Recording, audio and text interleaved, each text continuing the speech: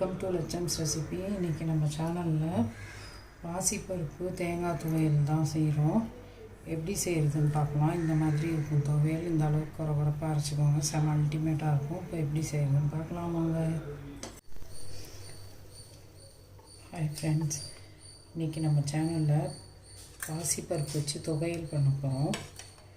அது எப்படி செய்கிறதுன்னு பார்க்கலாம். தேவையான பொருள் பார்த்திங்கன்னா, ஒரு சின்ன மூடி தேங்காய், காரத்துக்கு பச்சை மிளகா, ஒரு 3 பல் சின்னதாக பூண்டு பல் வச்சுருக்கேன், ஒரு சின்ன துண்டு புளி, அது மாதிரி 2 டேபிள் ஸ்பூன் அளவுக்கு பாசிப்பருப்பு எடுத்து வச்சுருக்கேன். இதான் இந்த பாசிப்பருப்பு மட்டும் வறுத்து எடுத்துக்கலாம்.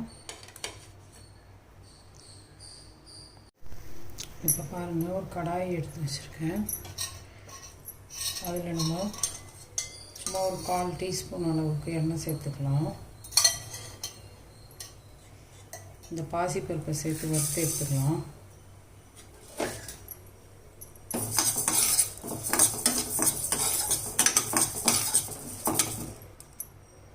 ஒரு சின்ன மூடி தேங்காய்க்கு பாசிப்பருப்பு 2 டேபிள் ஸ்பூன் எடுத்துருக்கேன்.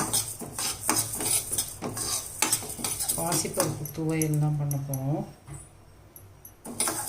இந்த துவையல் பார்த்திங்கன்னா காரக்குழம்பு எல்லாத்துக்குமே, புளிக்குழம்பு எல்லாத்துக்குமே சூப்பராக அல்டிமேட்டாக இருக்கும். தொட்டுக்கிறதுக்கு தயிர் சாதம், ரச சாதம் எல்லாத்துக்குமே அல்டிமேட்டாக இருக்கும்.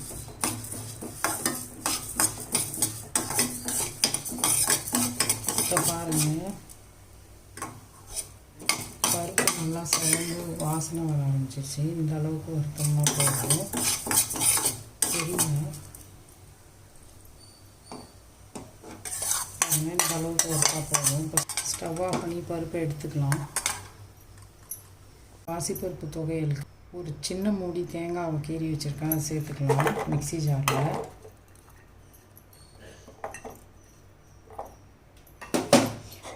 அது கூடவே 3 பல் பூண்டு சேர்த்துக்கலாம். காரத்துக்கு பச்சை மிளகா இல்லை காஞ்ச மிளகா வேணாலும் சேர்த்துக்கலாம். ஒரு சின்ன துண்டு புளி, இந்த பாசிப்பருப்பு வறுத்து வச்சுருக்கிறத சேர்த்துக்கலாம்.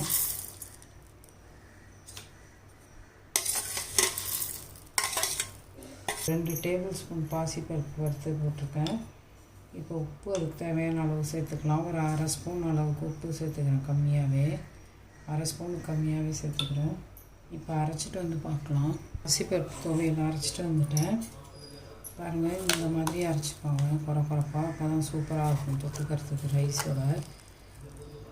இப்போ எங்கள் வீட்டில் பாவக்காய் புளிக்குழம்பு, அதுக்கு தொட்டுக்க தான் இந்த பாசிப்பருப்பு தேங்காய் துவையல்.